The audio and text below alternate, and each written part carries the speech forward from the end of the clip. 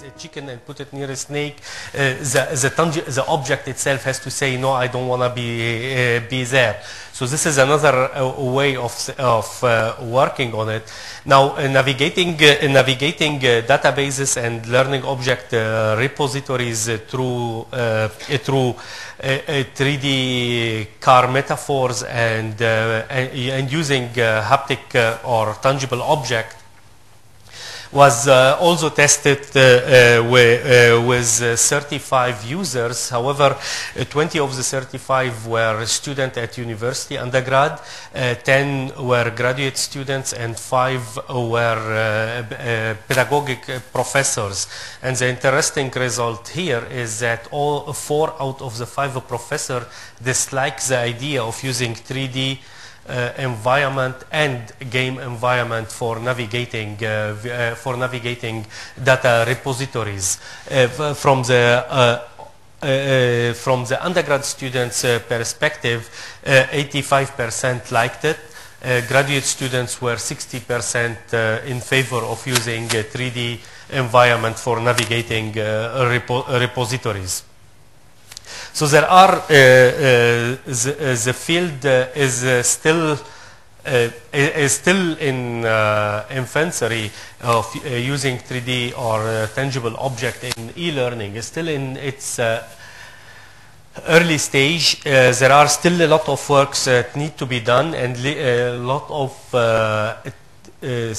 what we call a testing need to be done in order to prove the effectiveness of it. In particular, when we think about building easy physical experiments, probably building them with a real object might be easier. However, adapting them requires the use of digital media. So this is basically where we stand today with the usage of tangible objects in e-learning, and we want to acknowledge all the workers on this field, and thank you.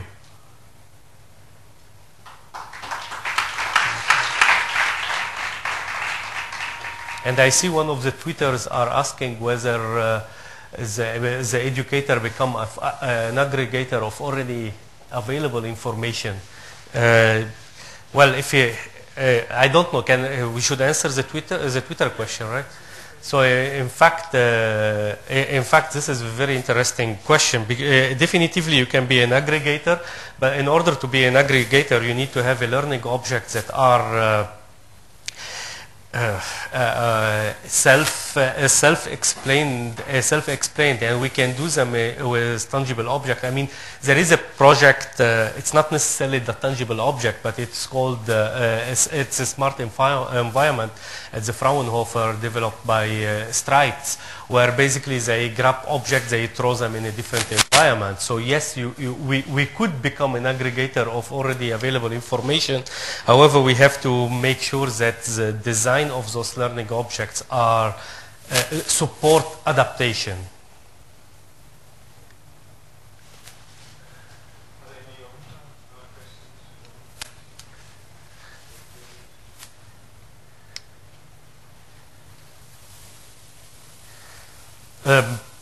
There is another question. I don't know if it is a question or a comment.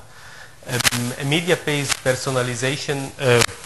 We are witnessing it anyway. Media-based personalization and media-based or skills and competency, which are all fall under the context-aware.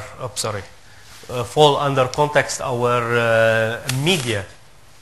The issue is that not only new business models are required, but also a new business model in the developments are required. So we need to find a way where a learning object is built to be used anytime, anywhere, and this is the most difficult part. Even so, we try to develop it in language independent or platform independent environment. Still we are far away from being able to aggregate them. to aggregate them and to be able to control them properly through triggering. So we adopted in the Ethernet example that I showed you here, as well as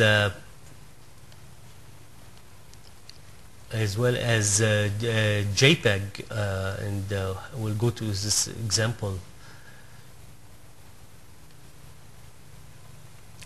We adopted the philosophy of building one learning object and triggering it with different metadata to change the behavior of it. However, one important aspect that probably will kill any business model is that if you develop such object in one particular platform and 2 years later they are non-usable. So we built those objects in Java 1.1, Java 1.2, and sometimes they are not starting in a regular browser for whatever reason. So this is another, probably it will not start here. So time is changing very fast, and probably it will take a few years before we will be able to have to have a streamline of developing learning objects that can be applied, and technology is changing. So if we put our effort today on developing in a particular stream of technology, and is a company decided to just forget about the further development of it, we are out of business, or out of business in the sense that we are out of using those technologies.